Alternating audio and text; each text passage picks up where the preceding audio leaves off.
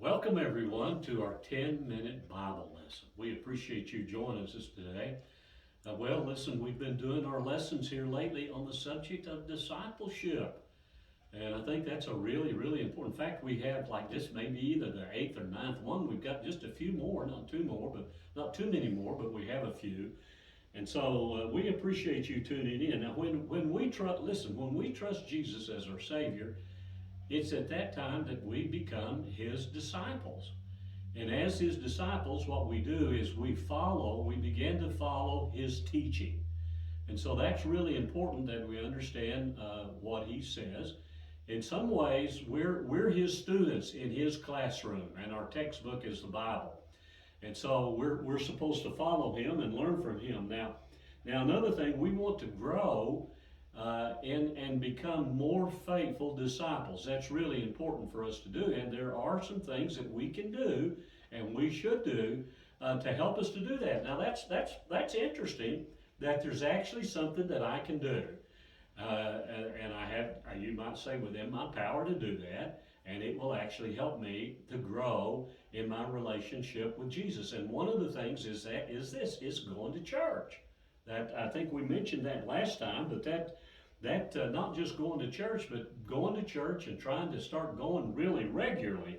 So when we find a church, and if you don't have a church, let me encourage you to find one. Now listen, I know, I've been around long enough to know that sometimes it's not real easy to find the right church.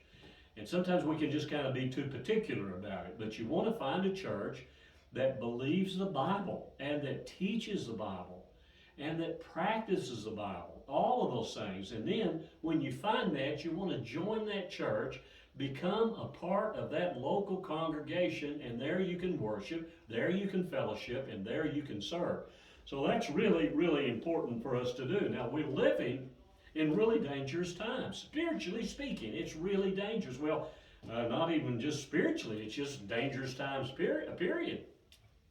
But one of the reasons that it is because we have how can I say this? We've got a drop off in the amount of people that are going to church.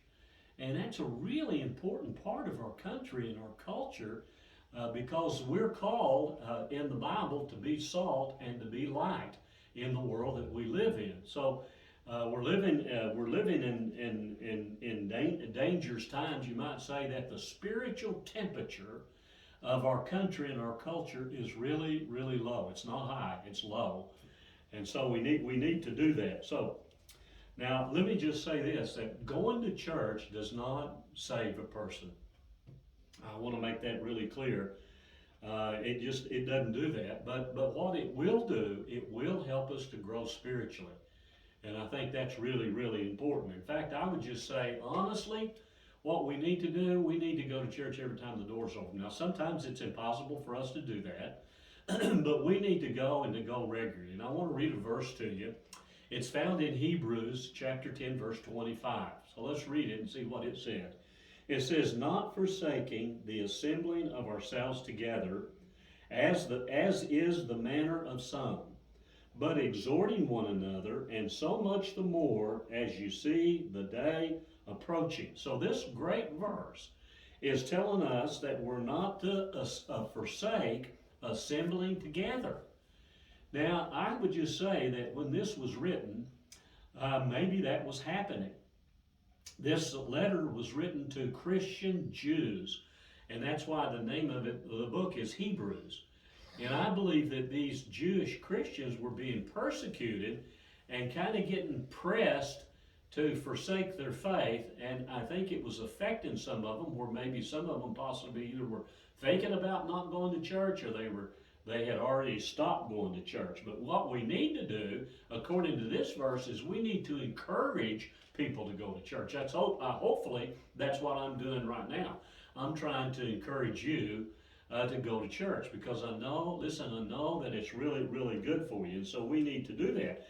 And this verse tells us also that we should especially do it now in the times that we're living in, because we're living in a time right now where the coming of the Lord is fastly approaching us. We don't know when Jesus is going to come back, but we know that time is getting closer and closer. And this tells us that we should invite people and encourage people to go all the more. In fact, that's what that verse says. It says, more and more we should do this, encourage people as you see the day approaching. Now, it's one of the things we can do. We can do this, and it'll help us to stay on the faithful path. But let me just say this to you. If you're looking, if you walk around and you're looking for the perfect church, you're going to be looking a long time. Because there are no perfect churches here on earth. There are none. Because there's no perfect people. Now in heaven, you could say, yeah, you could belong to the church there. I guess you could say that was a perfect church. But they're made up of people, and people are imperfect. There are no perfect people going to church. In fact, the people who go to church, let me just say this, people who go to church are people who realize that we're sinners and that we needed someone to save us, and we needed to go to church to worship the Lord. So that's really the people who go to church. Now, I would just say this too, that going to church, even though it doesn't save us, I think it's a sign that we are saved. Now let me explain what I mean. I want to read a verse to you, what Jesus said, and try to explain where I'm coming from on this. So it says in John 13:35, Jesus said this, but this all, by this, all will know that you are my disciples if you have love one for another. Now, you might ask the question, how does this have to do with going to church? Well, it has more to do with going to church than you may think. So, notice Jesus says this. He says that when we love one another, that is how we will be made known to the world. In fact, he says that. He says, by this shall all men know that you're my disciples, if you have love one for another. Now, just think about it. If I suppose I go to church, I suppose you could say that there's people who go to church that probably don't love. I'm not saying that you're going to find in a church every person that loves other people. Hopefully it'll be a loving church. You want to go to a church that's loving, but there are going to be people in church sometimes that don't. I mean, that's just the way that it is. But what bothers me is that if I say that I'm a follower of Jesus and that I love fellow Christians, and then I refuse to go to church, to me it just doesn't quite compute.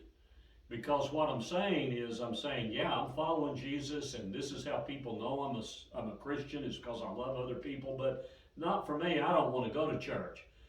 That to me is a little puzzling when you're saying that I love other people because I'm a Christian, but I don't want to go to church and be with those people who are following Jesus. To me, that's just kind of like a head scratcher.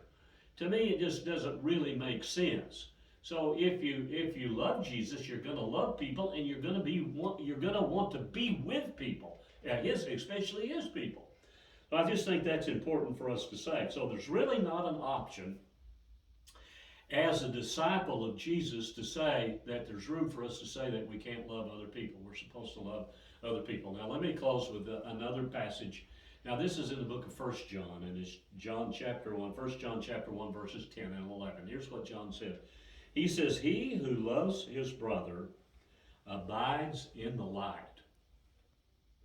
So he who loves his brother abides in the light. Now I think abiding in the light means that you're walking in a right relationship with God. And he says, and there is no cause for stumbling in him. But he who hates his brother is in darkness. Now what happens when we're in darkness? And it says that he walks in darkness and does not know where he is going because the darkness has blinded his eyes. So one of the things we do in church is that we're fellowshipping, we're loving other people, we're keeping our relationship right with others and right with God. And in that, we're not going to be falling back into a dark place where we don't know where we're going or where we might stumble. So let me just encourage you to go to church and find a church that you really like, that really teaches and preaches the Bible, and get in there, be regular, be faithful, start serving, and it'll be a really blessing for you, help you in your discipleship. Well, listen, thank you so much for joining us today. I hope you have a really good week, and join us next time too, please.